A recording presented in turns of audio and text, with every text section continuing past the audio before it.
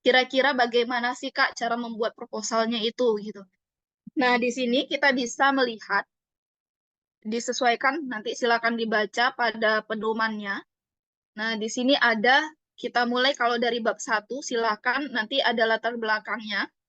Nah, Kakak hanya menceritakan poin-poin pentingnya saja. Yang paling penting itu di bab 1 pada bagian latar belakang, ya. Setelah kita analisis semuanya tadi sehingga bisa menentukan mau berwirausaha apa, ya udah tinggal paparkan isu atau permasalahan yang krusial, yang paling penting menurut kalian. Kalau memang ada isu lingkungan, silahkan isu lingkungan. Kalau memang ada isu sosialnya, silahkan jelaskan permasalahan sosialnya itu apa, gitu ya kan. Dan ini perlu dilengkapi dengan data akurat dalam artian, ya kita perlu juga mungkin jurnal-jurnal yang sudah ada, atau buku-buku yang sudah ada, atau mungkin berita terkait kasus-kasus yang ingin diselesaikan, gitu. Nah, setelah itu apa? Bisa kita jelaskan juga kebutuhan atau minat pelanggan tadi berdasarkan hasil riset pasar. Oh, kita jabarkan bahwa sebenarnya di tahun ini ya kan masyarakat itu kebutuhan masyarakat akan skincare itu penting loh, nggak hanya untuk remaja atau wanita yang dewasa saja, laki-laki bahkan bayi pun juga sudah punya skincare di era sekarang gitu ya kan. Nah, minatnya itu seberapa banyak? Kita bisa melihat dari data BPS gitu. Nah, kemudian kita ceritakan solusi yang udah pernah ada itu apa saja. Sebenarnya gitu ya kan. Untuk permasalahan ini sudah diusahakan oleh wirausaha lain gitu ya kan. Di mana mereka membuat produk ini dan ini. Namun, ya udah kita jelaskan. Namun kurangnya itu di sini. Mereka itu memaparkannya gini sehingga ya kurang tepat solusinya, masih belum maksimum solusinya. Oleh karena itulah kita datang menghadirkan solusi kita apa, keunggulannya itu apa, dan lain sebagainya.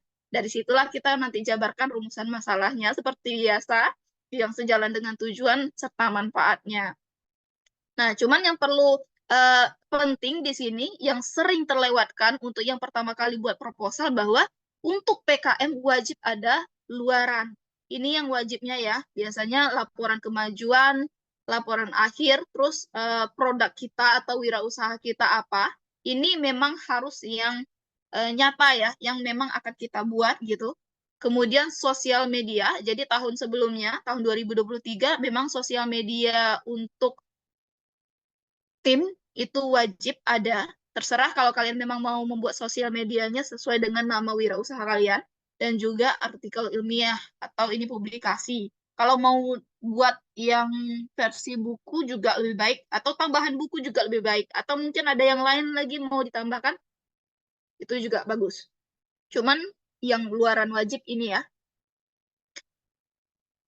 Kemudian kita lanjut. Nah, di bagian bab 2 ini agak banyak pembahasannya karena di sini kita akan menggambarkan gambaran umum rencana usaha kita itu maunya seperti apa. Dimulai dari kita perlu meriset kondisi umum lingkungannya. Ya, Kak, tadi kan di bagian bab 1 udah diceritakan, Kak, apa bedanya dengan bab 2. Nah, bab 2 ini kita lebih rincikan lagi. Di sini kita lihat potensi kalau lokasi kita akan memasarkannya di mana. Apakah di Medan atau mungkin juga selain di Medan ada juga di sosial media. Alasannya apa? Itu alasannya harus sesuai dengan teori-teori dalam berwirausaha ya. Makanya kita memerlukan yang namanya anak-anak teman ya, atau rekan PKM di bidang bisnis atau anak ekonomi gitu. Selain itu ya kita juga perlu memaparkan hasil riset kita terkait potensi ketersediaan bahan baku. Apakah ini mudah didapat atau sulit? Atau mungkin kita perlu beli dengan harga yang terjangkau atau mungkin ini memang perlu mahal gitu ya kan? Silakan jelaskan di sini. Selain itu, juga jelaskan potensi lokasi produksi. Bisa jadi produksi sama untuk memasarkannya itu berbeda. Kalau memang lokasinya itu berbeda, ceritakan kenapa perlu produksi di sini. Oh, dekat dengan bahan bakunya gitu ya kan? Atau gimana? Silahkan juga. dan juga jelaskan potensi SDM-nya ya, siapa yang akan memproduksinya, yang akan mempacking, yang akan mendistribusi dan lain sebagainya gitu. Ini untuk melihat bagaimana kita persiapan kita untuk membuat wirausaha tersebut.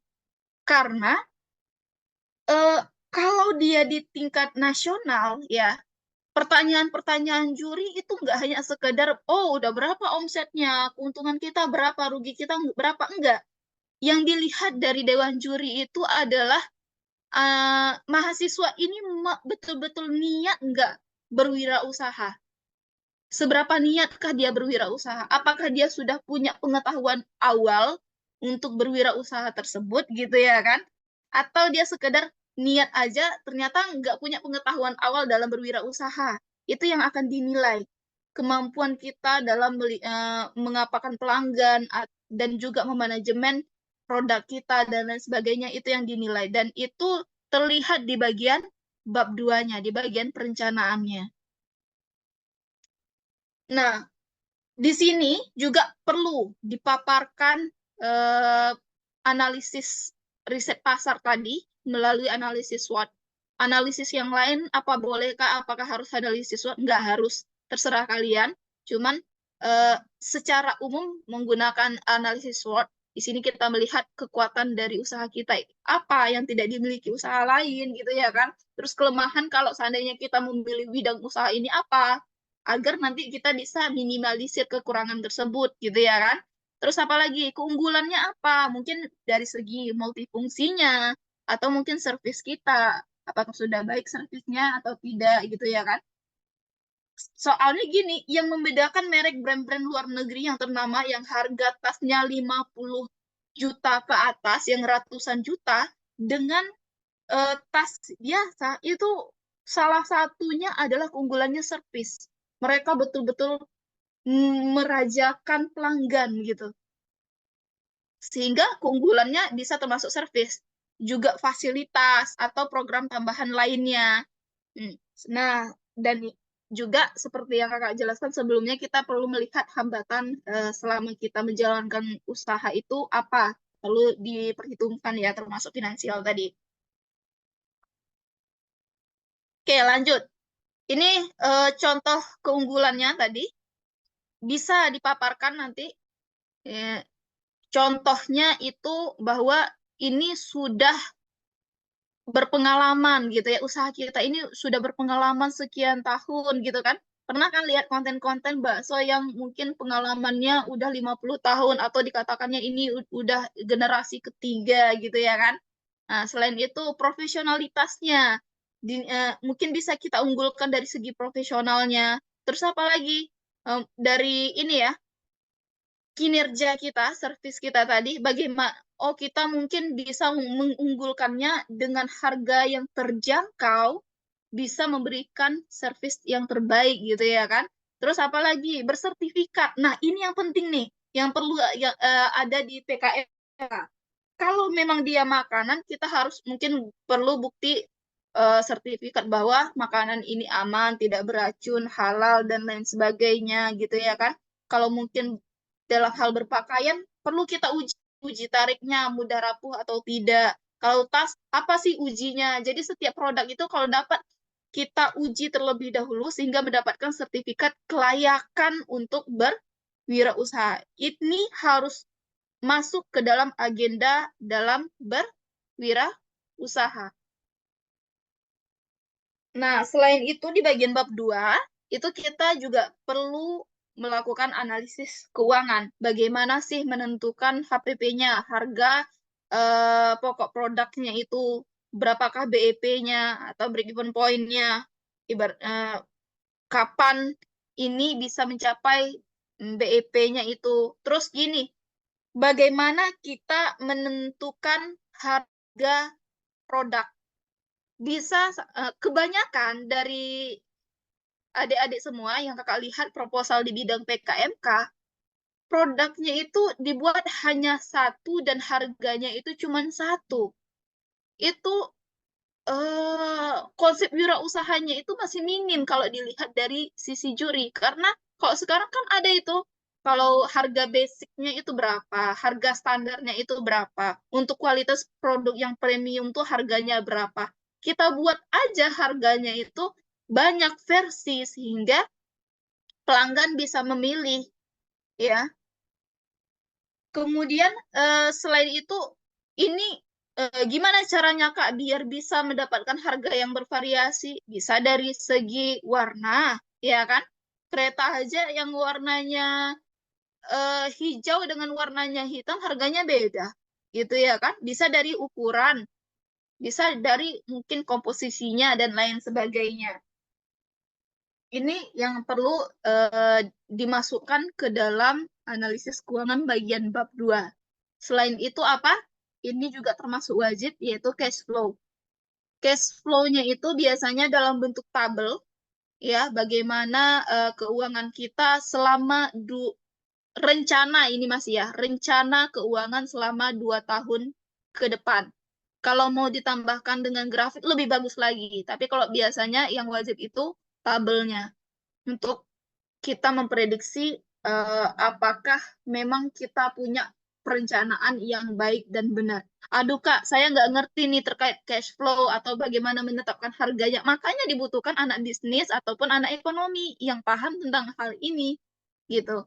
Sehingga kita nggak terlalu kebingungan di bidang keuangan. Oke, itu tadi mengenai bab 2. Nah, untuk bab 3-nya, ini kita pada bagian metode pelaksanaan. Silakan di sini bisa kita masukkan waktu dan tempatnya. Tempatnya kalau tahun lalu ini sesuai pedoman ya. Kalau tahun lalu itu dilaksanakan kurang lebih 5 bulan. Nah, nanti kalau sudah keluar pedoman 2024 silakan lihat itu akan dilaksanakan selama berapa bulan. Untuk lokasinya juga silakan dilakukan. Mungkin lokasi untuk beli barangnya, ya kan, beli bahan baku, lokasi produksi, dan lokasi pemasarannya. Setelah itu, eh, untuk metode pelaksanaannya, secara umum, nggak harus seperti ini ya, tapi gambaran secara umum yang perlu ada, hmm, mungkin tahap persiapannya, tahap riset pasar dulu. Tadi kan kita ceritakan bahwa kita melakukan riset pasar dulu, setelah tahu dan kita tentukan, baru kita lakukan tahap persiapan, jelaskan persiapannya apa saja, konsep produk, konsep strategi pemasarannya seperti apa. Setelah itu apa? Tahap produksi. Gimana sih cara memproduksi barang tersebut, cara membuat produk tersebut. Kalau memang jasa gitu ya kan, biasanya kan harus ada sistem. Bagaimana membuat sistemnya, sehingga nanti jasanya itu terstruktur dengan baik dan benar. Serta, ini yang kakak bilang tadi, di bagian produksi ini sudah harus ada uji kelayakan produksi. Kak, saya mau pisahkan aja Kak, tahap produksi atau cara membuatnya dengan uji kelayakan. Silahkan, terserah. Itu lebih bagus lagi mungkin, gitu ya kan? Nah, ini uji kelayakannya disesuaikan dengan jenis produk kita. Kak, saya nggak tahu nih harus menggunakan uji apa produknya gitu ya kan. Silakan lihat di jurnal. Untuk pakaian, untuk tas, untuk apa biasanya yang diuji itu apa saja. Silakan baca-baca lagi di buku atau jurnal yang ada. Setelah itu apa pemasarannya dari tahap launchingnya itu seperti apa konsepnya, apakah membuat bazar gitu ya kan. Kemudian pemasarannya itu seperti apa konsepnya, serta nanti di tahap evaluasi pemasarannya, bagaimana kita mengevaluasi pemasaran kita dan juga menganalisis keuangan kitanya. Nah, mungkin ini contoh untuk tahap pembuatan produksi, yaitu pembuatan awalnya, terus nanti kita uji kelayakannya sudah bagus atau tidak gitu ya kan. Baru nanti kita evaluasi penyempurnaan produknya, baru nanti kita perbanyak. Setelah oke, produknya dianggap sudah layak untuk diproduksi secara massal, kita produksi secara massal perbanyak, ya kan. Baru nanti tahap packagingnya, bagaimana eh, package produk tersebut, baru nanti sampai ke tahap launchingnya. Nah, banyak juga yang salah di bidang pemasaran. Rata-rata yang dibuat dalam proposal PKMK di bidang pemasaran apa? Ini akan dipasarkan di Shopee, ini akan dipasarkan di IG, ini akan dipasarkan di FB, gitu ya kan? Di TikTok. Itu salah besar ya. Konsep pemasaran yang dimaksud, oke, itu masuk ya. Saya mau menggunakan toko secara yang offline-nya dan juga online. Kalau online-nya membuat e-commerce. E-commerce itu ya nggak ada di sosial media. Sosial media hanya alat untuk menginformasikan produk kita. Yang namanya e-commerce itu seperti Lazada, Shopee, itu baru e-commerce, itu baru all shop-nya gitu. Selain itu, ya kita perlu strategi agar produk ini laku. Contohnya bisa menggunakan konten yang informatif gitu ya kan. Nah, ini baru di sosial medianya. Setelah itu, oh pakai ini upcoming promotion. Oh, misalnya di tanggal 15 akan ada diskon 50% gitu ya kan. Oh, kita pakai promosi Jumat Berkah, silahkan. Bisa juga jelaskan bahwa promosinya itu menggunakan servis kita atau mungkin testimoni dari pelanggan. Kita tanya gimana, apakah ada keberatan atau gimana produknya, apakah sesuai skincare-nya gitu ya kan. Ini nanti testimoni kita upload sebagai bentuk kepercayaan pelanggan. Dan bisa juga kita menggunakan endorsement, kita membayar jasa dari public figure untuk merespon dari produk kita. Dan di bab 3 kita perlu membuat target-targetnya ya, target sesuai dengan metodenya tadi, kegiatan awal, hasil capaiannya seperti apa, sampai nanti di keuangan capaiannya apa, dan berapa persen targetnya. Dan untuk sumber dana, ini silahkan disesuaikan dengan pedoman yang ada, ini dibaca. Yang perlu kakak tekankan untuk PKMK, ya, salah satu karakter yang ingin dibangun oleh penyelenggara PKM ini adalah taat aturan.